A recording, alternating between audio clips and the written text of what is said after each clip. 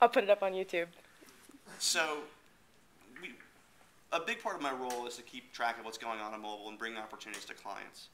Some of our clients, one of our clients, Visa, has developed an app already for Android, and they're very active in the space. So it forces me to be that much more aggressive in Android because when you have a big client that's interested in it, you tend to take a little more interest in it yourself.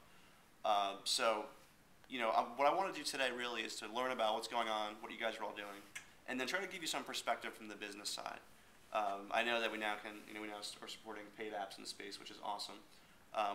We expect to see still a lot of advertising supported apps coming to market, as we have already in iPhone and other spaces.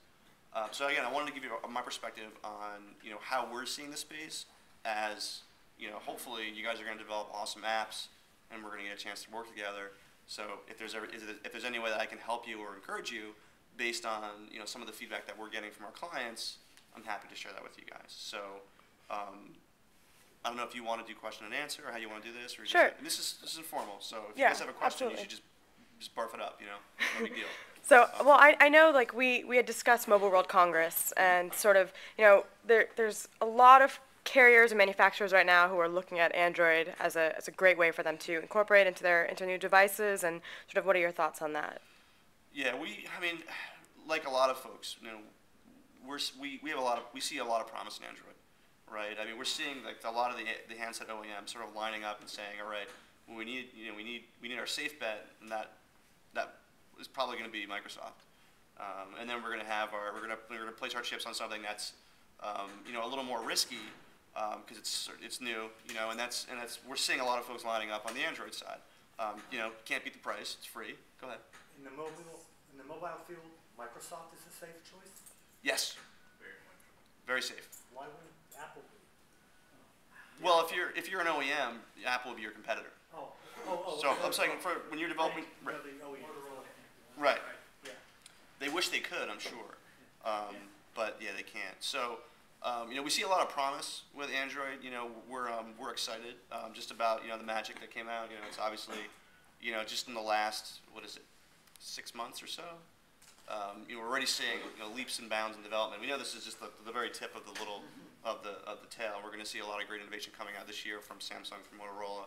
They get their stuff together, from Acer, and a lot of other random companies that are coming out of the woodwork and saying, oh, well, now that there's a free OS out there that's awesome, we're going to develop some products for it. So just in the mobile device side, we know there's going to be a lot of movement in the space, and we're obviously following it very closely. And the fact that it's so open from a development standpoint that there are very few barriers to market, to us just says that innovation is going to go faster in the Android space than it is in Apple. And what we see happening is that Apple will probably keep their eye on it, and when something really pops, either the developers that are developing for iPhone or Apple themselves, like what happened with Watson, are just going to sort of adopt it, sort of co-opt that piece of innovation. So it helps the whole system, sort of brings it all floats, and that's just mobile devices. So you touched on other spaces, if it's an internet tablet or whatever they're called now, or netbook. The netbook, or the thing, whatever's in between this and the netbook, that device. Okay. Right. Or in vehicle systems, the list goes on and on. So we see a lot of potential there. So how about your Visa? Like, how did Visa come to the conclusion that an Android app was the right thing to do, and how are you seeing that working, and what are the next steps with that as well? I'm sure that they're going to evolve that as well. Sure. So Visa's one of those companies that is cutting edge, always looking ahead, and they obviously identify because they're a global company, they're identifying opportunity across the world in terms not only of looking at mobile from an advertising channel, but also as a product channel, right? So they're doing NFC trials all over the world, UFO communication and payment trials, money transfer. They just did that deal with. This was an announcement just yesterday, I think, from the Congress. Basically, remote money payment transfers from I live in the United States. I work in Mexico, all over the phone. So for them, it's a product, right? It's not even so much a channel as it's for a lot of other clients. So how they came to the conclusion that they would start with Google as opposed to Apple or other channels was probably best left for Visa to answer. But I can tell you that they're very aggressive in technology areas. They have a whole team of great people out on the West Coast. They're just focused on this one platform. So, as that was a dodge, by the way. No, I understand. So, I guess kind of, so we can take that same experience and sort of translate it to other developers who are here in the room. How are they promoting the app? How are they getting it to the end users? And what is their experience in terms of usage? I mean, can you speak to kind of their experience in launching an app? Sure, in broad strokes. So, we're a media agency, so we buy media, right? So, a big part of the launch is targeting G1 owners through paid media. Typically, this is mobile display. We haven't done any search only because it's difficult to segment out. We've had this discussion. We work with Resolution Media. It's our paid search partner inside the agency. Right now, Google, basically, you have the smartphone bucket, which is G1 and iPhone. You can segment your results really that way. And my response was, if I'll do that, but I'm not going to pay for any Apple clicks, because they obviously can't convert to a download. So obviously Google said no, so that was that. Not a lot of paid search right now, so mostly display media on the paid space, and then a lot of outreach. So talking to, you can look out in the blogosphere and you can find folks that are talking about it. Some of those are evangelists, some of those are just reaching out to the community and talking it up. Ultimately, while promotion does play a part, having a great application is really what it's all about. Because when you develop something that really solves scratches that itch, right? You have the app about your favorite places and I'm close by. And you're gonna hear stories about people that you've used it and are really psyched about it. It's the word of mouth that really promotes an app, and that's what we're seeing more so than anything else. And for me to say that from somebody who works in the paid media space is something, because it's a little competitive. Good. Do you guys have any questions specifically? I mean, sure. Question quickly. So do you foresee a lot of advertising on the mobile apps? Yeah. I mean, since you're the one who... Yeah, I mean, the way I view the application space, so I'm looking at mobile as a whole, right? So we're looking at video, we're looking at SMS, we're looking at web. The application space is our high impact area, right? So, in every media mix, you have different pieces doing different things. So here's my reach play. Here's my continuity play. The impact stuff is stuff that stops people and then they notice. They stop and take notice and it's more engaging. We can look at it almost as the rich media space in mobile. So from an advertising standpoint, so serving an ad into an application, not building a standalone branded app. Tremendous interest. I mean, it's becoming, sort of the little crown jewel by which other media is sold. So you'll have, you'll lead your mobile presentation with, all right, so here's the application tactic. Here's what we're going to do here. We're going to pull in GPS data right in the unit. You don't even have to click through, and for folks that aren't ready to click and all that stuff. And then you're backing into the other stuff that's more blocking and tackling, the display banners on mobile websites, and paid search, what have you. Tremendous amount of interest. There's not enough, as far as I can tell, there's not enough inventory. I know that I say that not as if it's sold out, like I can't get it anymore, like it's a Super Bowl spot, I can't buy it. But I know that like for reach, like iPhone has what percent of the smartphone penetration in the U.S. Something like, I don't know, 4%. Yeah, like between. I think it's higher actually. I think it's closer to, it's almost double digits. It's not high enough, right? I wish it was much higher. So that's not to say I'm going to buy everything I can find, because it's still all about finding the right environment for that ad message. But it represents the biggest potential in mobile advertising.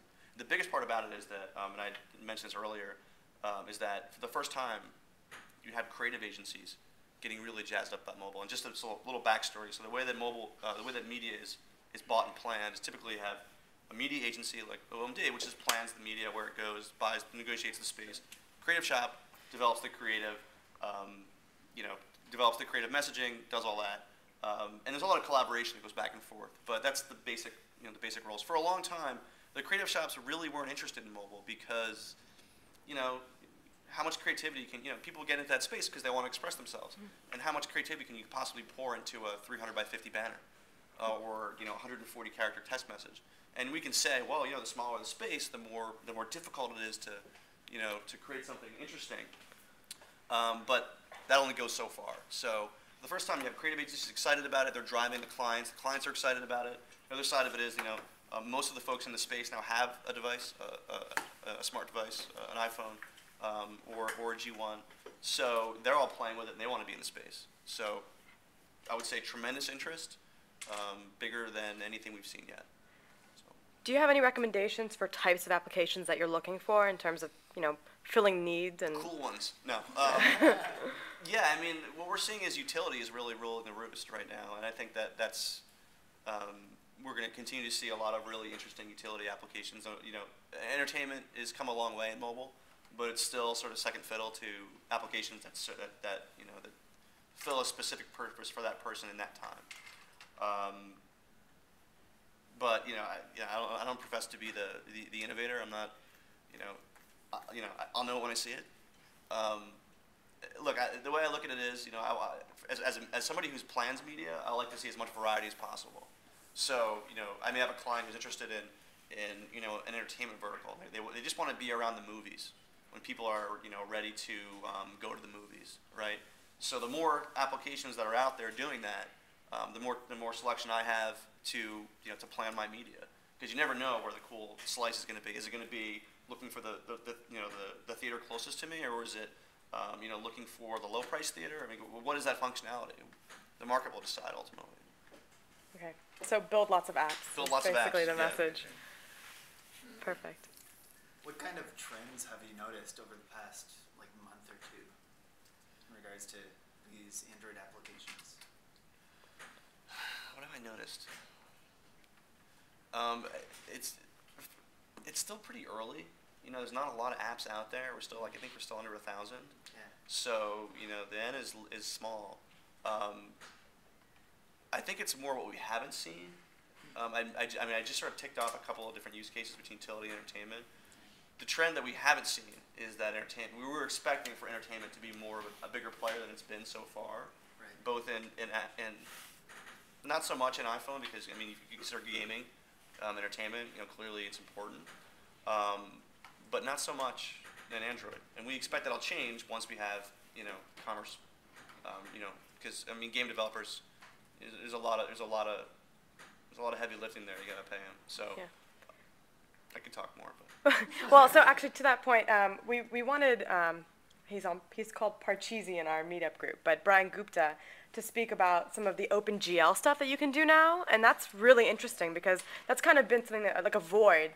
Obviously, we deal with a lot of Android developers too, and it's just been really difficult to do very graphically intense programs without having a 3D engine in the G1. So obviously, the other smartphones that are going to be coming out that support Android, that will change. But for now, even just the capabilities are starting to advance. So hopefully there will be more opportunities for you to invest money in advertising and sure. Pay our friends here. We'd love to have more robust graphics by which to create ads. For me the message is advertisers are interested in the space. It's certainly not a you build it they will come, but we know they're interested. I talk to them every day. I'm on a 2-hour call and we're going through television, and then we go through radio and outdoor, and then we get to digital, and we start talking about these really cool integrated programs online. Very customized, awesome ad units. We're pulling in feeds, and it's live webcams in a banner, and expands, and it's really sexy stuff for online. And then we get to the mobile piece, which is always at the end, when you would think they would be so tired from listening. And they're like, all right, we're so excited to hear what the mobile piece is going to be. And that just doesn't happen in my business. So we know they're excited. So what I'd say to you is, keep building, get it out in the marketplace. Think about advertisers. Being selfish, when you create an application, think about, if you're going to create something that's ad supported, think about where those ads might live. Look in the marketplace, look at the standard units that are out there, and then think, what could I do that's different? Because most clients, if you give them a presentation and it's a bunch of banners, they're going to fall asleep. You have to bring them something interesting that people are going to take notice. And that's why applications are so interesting to them, because you have these different ad units. You can do an interstitial, you can do an expandable, you can pull in different stuff into that ad unit. You can skin an app where you can't skin a mobile web page really, without a lot of heavy lifting. So, and creating the tools which you can swap out these ads relatively quickly, right? So that you can be more efficient in carving up whatever inventory you have. I have a question. Go ahead. You were saying, Alex, sorry. say entertainment, are you speaking of like movie entertainment, or are you talking about music? For the most part, we're talking about video, even though entertainment is mostly, and music as well. Right. Now, there are exceptions to that, of course. I mean, Pandora is doing awesome. There's tons of apps out there. We tend not to include gaming. We give you gaming its own category, even though technically you could put gaming inside entertainment, in which case that sort of changes the equation. Depending upon what industry you're in, gaming is or is not included in entertainment. Well, actually, it's a good thing to note, too, that in Android market, games are actually considered an entirely separate category, and everything else is considered an application. So Right. that does Yep. support that, too. Curious, the only ads I saw ever on the Google app was in the shop set. What are the other ones that have? What were they running in ShopSet? What'd you say? I saw two or three links at Text- some point. Text links? Text links to something that was obviously not part of the app. What'd you think? Just, if you don't mind me, I'm flipping it around for a second. How was that experience? Was it annoying, or was it? I realized that was, advertising, and I realized that the app was free, so people are trying to do it. I didn't click on it. Got it. Okay. I didn't see it useful. I mean, it was something to do with loans or whatever.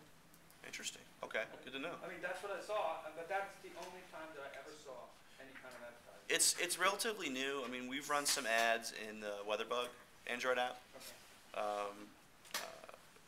We're looking at. We have a couple of plans I really can't talk about now. We're going to be launching next month. A couple other advertisers. It's still relatively new, sort of clean field, right? It's wide open. It's another reason why there's a lot of interest, because everybody wants to be a little gold rush mentality. Let's get out there and plant our stake now. While you're going to notice an ad, but there isn't any ads there before, and then 5 years from now, no one's gonna be interested in buying ads there. No, I'm just kidding. It'll just be like the price will go down. That's all that means. What's up? Can you expand on the utility category? You said it's the most in demand. Sure. So, like, what exactly? Location-based, certainly has been, and that doesn't surprise anybody, right? So everything from mapping to all the nearby apps, all that stuff is done very well. And then you move on out of the sort of the super low-hanging fruit, which is mapping and navigation. Then you have utility apps, whether it's finance. Tip calculators are immensely popular. It's amazing. Like, I don't understand it. And even people that I work with, they're like, yeah, I use it all the time. I'm like, really? Really? But it's great for advertisers. Anybody who wants to hit someone with an advertising message right before they pay their bill, we got them. Any sorts of utility planners, stuff like that. Everything from groceries, out of home, functional, out and about. It's a note taking. It's a I'll remember it later kind of sort of world bookmarking kind of stuff. And potentially your app. Yeah. Yeah, I mean, that's why I thought it was really interesting. I mean, as soon as you said it, I was like, oh, I can see myself using that. And then I can see a lot of people using that, and I can see advertisers that would be interested in that, because there are things also nearby that might complement that experience that I would want to be able to be close to. I mean, that's the ideal. I mean, you can also just do it. Yeah, and that's what I'm writing down, so I figured out how to implement it in a way that I like. Right. There you go. We'll have our own ideas, of course. Yeah. But, good. Yeah, just like from my perspective, I have a game that's already on the iPhone, and I'm serving ads on it through AdMob. Like yesterday, I did 500,000 ads on the one game. Right. And how would I mean, like, is there anybody to serve ads on the? Sure. So there's a ton of folks out there. So AdMob is the biggest. Yeah. We love AdMob. They're great guys. It's a performance-based model, so publishers tend not to make a lot of money on it. Right. If you have decent traffic, it's just like online, right? You start out, with a little performance-based stuff, and then as you build your audience, you're going to want to do more display, and you get paid on a CPM basis. A lot of the big mobile ad networks now are all gobbling up mobile inventory, whether it's Quattro is one of them, Ringleader's another, Millennial Media is another. All of them basically. All the mobile web ad networks, MediaLets, those guys also do it. And all these guys have their own ad servers. What we think is interesting is, just serving an ad isn't that interesting. If it's just a banner or a text link, it's nice. If it's really cheap, it's efficient, sure. But that's not why we're in the space to begin with. We're not looking at for an efficiency play. We want to serve something more interesting. So those companies are harder to find. MediaLets is one of the few that we found that is innovating the ad space inside applications. It scratches that itch that we have at the agency. So if I had to recommend anybody, I would recommend them, not just because you're sitting next to me. Thank you. Yeah, I didn't pay him, I promise. So basically, just port the game over and then try and get MediaLets to serve. Yeah, you want to. I mean, basically, it's a publisher deal. So you know, they're going to say, you know, you want an ad server? Are you looking for the server, and so, or you want someone who's going to rep the inventory and they're going to sell it, and you're just going to drop the code on your site? I'm just asking you, what do you Right. think is the best way to go? I mean, look, if you're a small time, you know, operation, you know, mom and pop, or you guys a couple people, you're not going to have the bandwidth to go out selling ads. It takes a lot of people, so you're going to want to just cut a deal, like a network deal, where the network takes the inventory, sells it, and cuts you a check on the back end for some percentage of the revenue. That's what I'd recommend. And then, you know, obviously you want to preserve the right to make sure that the ads that are running are to your satisfaction. You don't want stuff that's going to alienate your audience or is just going to be offensive, flashing, you know, ink, in, you know, in green, says sale or something. You don't want that. Cool. Well, this has been awesome. You know, oh, one more. Another question here, sort of a general question, and maybe some other people can address it here as well. This really is kind of pitting iPhone against Android to some extent. First off, let me know if this is a misconception in that iPhones really are limited in the amount of multitasking that they can do. You sort of have a foreground app, and you have to exit, and then you know, then invoke another app. No such thing as multitasking. Right.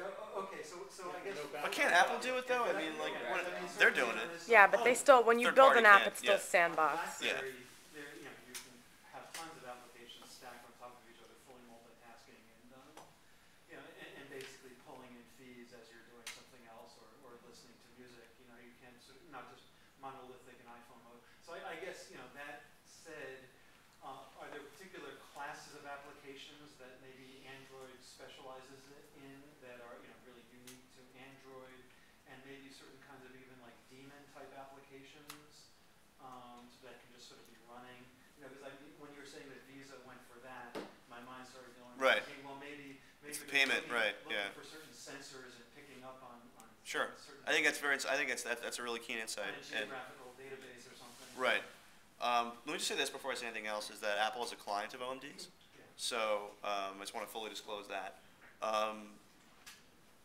Yeah, I mean, it was a choice that Apple made. They say they made it because it was a performance issue. I mean, only they know for sure.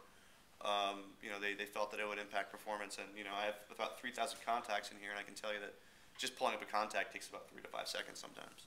So performance is an issue on this phone. I think it's really interesting that might be why Visa made that choice. I'm going to ask them about that because there's a lot of, you know, I thought of about half a dozen applications right there. From looking for that payment infrastructure in the back end, doing processing, payment processing.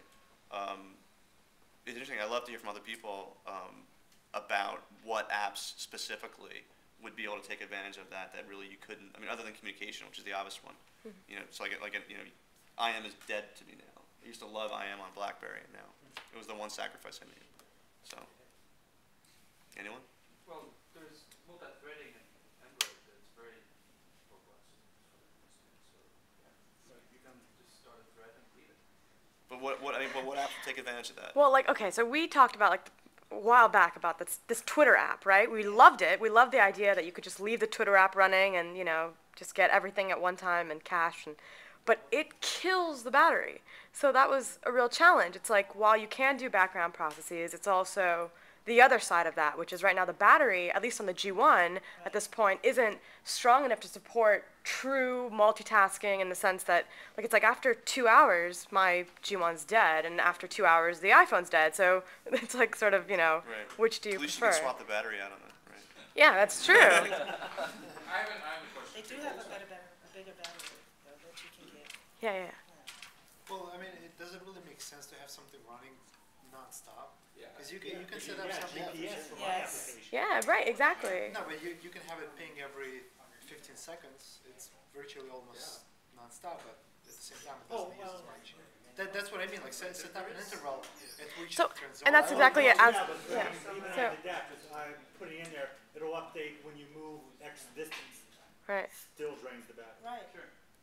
that's the thing with the Twidroid application. It's running in the background, but it's still using processing power. But the thing is, too, developers need to be smarter then about how they're instrumenting their apps, for sure. They can start learning some tricks. I noticed that Facebook apps, and when I was debugging the Android on the laptop, when you connect it, you know, your application fails, but you still see the trace of all the events that happen on the OS. Yeah. So here you see the Facebook hit the server and quiet. You can wait a little bit and you see it hit the server. The app is not running. It's a background, service. So if Twitter decided to have their actually, the view run or whatever, the actual app running, it's one thing, but something like Facebook app can have a service running in the background that's apparently pretty quiet and it's not visible, but it actually does check. Yeah. What effect does it have on battery? I don't know. It's always running, as far as I know, once you install the app. Because you do apparently What, the get... F-book? Yeah. I think it's the radio that really drains the. Well, I know the Yeah. GPS does, yeah. Yeah, sure. But I know that Facebook pinging happening all the time. Yeah, because if you get a message, it's always Yeah. alerting you. Right. Yeah. So in this case, Like here's the an example. Twitter app should really drain it. Well, I mean, that was one of the first apps out there for the platform, and clearly, they've evolved at this point, right? Like, I mean, it doesn't do that anymore. Yeah. And now there's Power Manager, and there's other ways you can, but still, this is learnings from being on the platform, You definitely. had a question. Yeah, I was wondering if there was like an asynchronization operation that will allow the application to not suck so much battery from it based upon like visualization on the screen. I know with our application now with the Java FX, in the SDK there's actually an asynchronization operation that the front of the application can be going absolutely crazy, but the back end is actually syncing all the information and it's not sucking up your battery life, and it's still transmitting information quickly so that your application doesn't take 2 minutes or 2 to 3 minutes to actually load and the users are actually using it. I wonder if you can utilize like SQLite or something. Could that potentially work? Like, so then you could, well, I mean, The database on Android? right. Maybe if you could pre-cache some stuff. I mean, I don't know. I guess you have to look into it. But. Yeah, what you're asking for, I haven't come across anything like that. Well, we're developing it with Sun Microsystems, and that with their new Java FX, they have an asynchronization in their SDK that allows your whatever mobile device the application is on not to suck so much battery from it, but the application is still active in the background without you actually using it. Interesting. And I was wondering if it would be compatible with the Android and working that way. Interesting. Something for these guys. Yeah. Sorry to talk to you. Because applications are growing, it's all about the user experience. It's all about, having a great quality when you're on the application. And if you can, have a lot of colors or have a lot of functionality in the application, the user will continue to use it and actually tell their friends about it. So Well, I mean, so. for us, that's important. Like, for instance, I know when we serve ads, like, we're doing really rich interactive ads, and so, like, I mean, our ad sizes are like 150 to 300K. That's a lot. And so we download everything in the background when the application's running, and then, we cache, like, between 10 and 20 ads on device, so there's no latency. You can just get an ad instantly. So I know we're doing that on Android now, and I'm sure, like, developers could utilize similar, just like the way that we're transferring information, and it's very smart in terms of the look-ahead caching. So, yeah, we'll look into that, figure out the best way to do it. For the Android phone, you can extend the base application, and that's always running as long as your application is visible. As you go from screen to screen, you can start a thread and do your caching there. Right.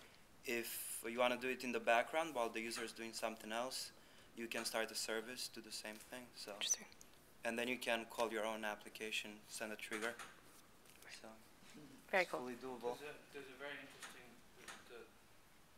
the ability to share between the content providers, between the apps. Yeah, Nathan Friedas talked about that last month. Do you guys remember? Yeah, that's a really amazing feature, for sure. You could actually do that.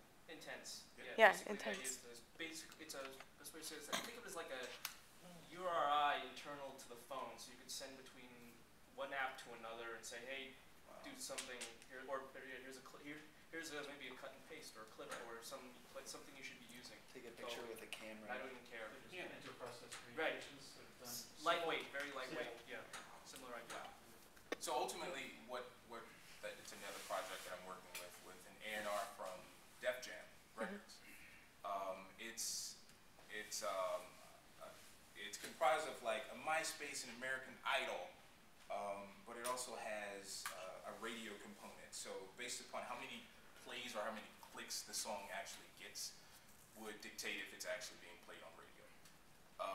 And there's also going to be a mobile device version of it.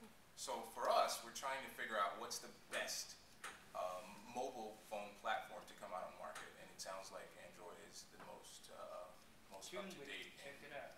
We should go to market quickly with them. Say it again? TuneWiki. You should check it out. Yeah. TuneWiki. Okay.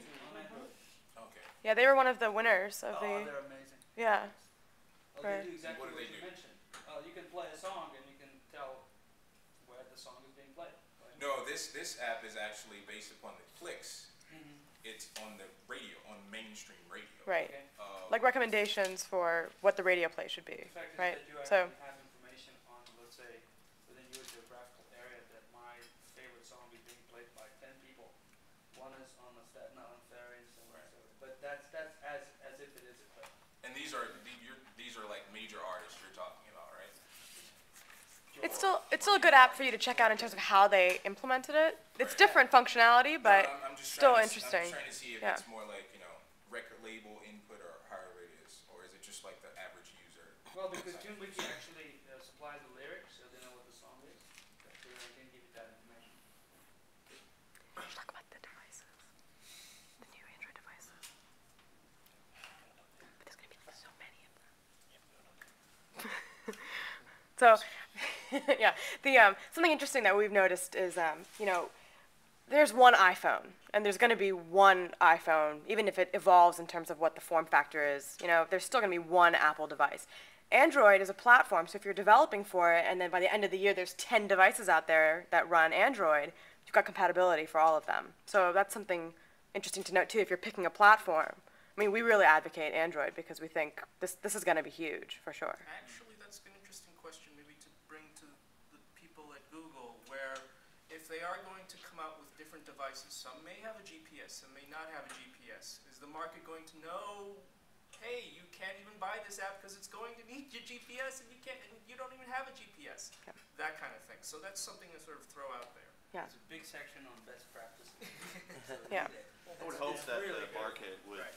device detect and only show you the apps that you can Right. download. Right. Fragmentation. I didn't want to bring it up and rock the boat, but it's definitely something we're gonna have our eyes on as a challenge. It is a real big challenge to the system. I was gonna, it sort of serves in tandem with, well, what's the solution to fragmentation? Well, it's what's the lowest common denominator? What's the lowest common development environment that scales across all these different devices? And it's screaming browser.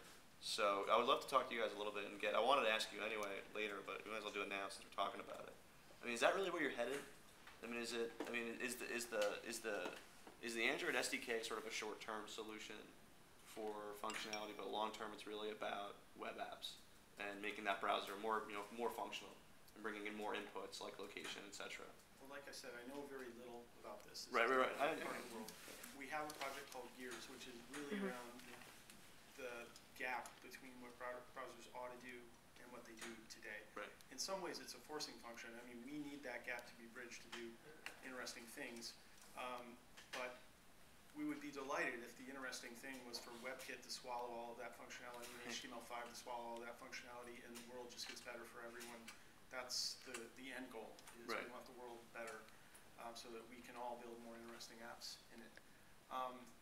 I do think it's increasingly amazing the kinds of things you can do in the browser, and it's only going to get better. There is still enough of a gap between native performance, and we see this even on the desktop. We're frustrated with the state of browser technology and the fact that my interpreted code runs, 100 times slower in a JavaScript interpreter than it would on raw iron. We're trying to fix that in all kinds of ways to get performant apps, and a lot of the things you're talking about in mobile are exacerbated by the form factor and the computing power and the bandwidth limitations. But even on the desktop, to run something like Gmail in a performant way, in an offline way on an airplane, we are struggling with the state of browser technology today. So I promise you, we're pushing as hard as we can, both doing what we can with Chrome, doing what we can with Gears, doing what we can on Android, because our interests are aligned with you guys. But I don't want to say, and I don't know, that the state of Android development today is a stopgap until we solve that problem. It may be that it's going to be a parallel track, and there will be applications which need to get much more sophisticated than the browser model will allow. So are you the right person to speak to about this great news about offline Gmail on mobile devices? That's, half kind of, right? Offline Gmail side of it. So yeah, I know we had a couple of announcements. We're kind of rolling thunder with Gmail these days. Did you guys hear about this? This was a pretty big announcement. Yeah. The demo was cool. Yeah, it's really cool. Yeah, it's really cool. Part of my sister organization is Google Enterprise, and so getting that story straight so that people can use their BlackBerries and their corporate issued PDAs to access their Gmail and then sit down in a browser and have the traditional Gmail experience is a big part of what we need to do to be successful. So in the spirit of Google, we're very open and we want people's data to belong to them and not to us. And so we're trying to be as aggressive as we can to help get the data where it belongs on the devices people want it on, all of those things. So it's very much rolling thunder. You're going to see even more of that and compatibilities with competitors and things like that. We just want people to get access to their data wherever they want it. Awesome. Cool. I wanted to ask you about the WebKit. Is this going to be the basis of the new stuff from Google? The WebKit browser, the basic one? Yeah, I'm not close to that either. I mean, the Chrome effort is done through a client team, which is not part of my world. We are fans, users, customers of that. And my understanding is WebKit is right now really pushing the envelope in terms of doing the right things and the things that we want to see happening in browsers, especially with HTML5. They're the people that are pushing that, so we're aligned with that. Taking an example of, let's say, Flash or Flex Air, they run a WebKit in the desktop app. So maybe there could be something. Speaking of which, what is the status on Android for Flash and Air or any of that stuff? Flash? So Adobe during Mobile World Congress, they had a big announcement about Flash. They're embracing it. Yeah, so I wouldn't call that a big announcement, though. I mean, they just said they're working on it. Well, I mean, compared to iPhone announcement, which is this weird, amorphous, sort of like no one knows, it's definitely a no, but they still kind of keep it alive. That's a stick approach. Apple just beat him with a stick and said, make it better, make it work for my device. Whereas I think that, well, I don't want to speak about what other people might motivate other people, but making an announcement that you're working on it is interesting. I mean, I disagree with you. I don't know. In our space, I'm working on it doesn't necessarily mean a whole lot. Yeah. So I would love to see Flash. Love it. Love it. We've been looking forward to that for a long time. So do you have any information on if that is coming to Android? No, I have no I would love it. I think that would be great. We'll have another gazillion developers right there waiting. It's true. Yeah. It's true. Cool. Ring check.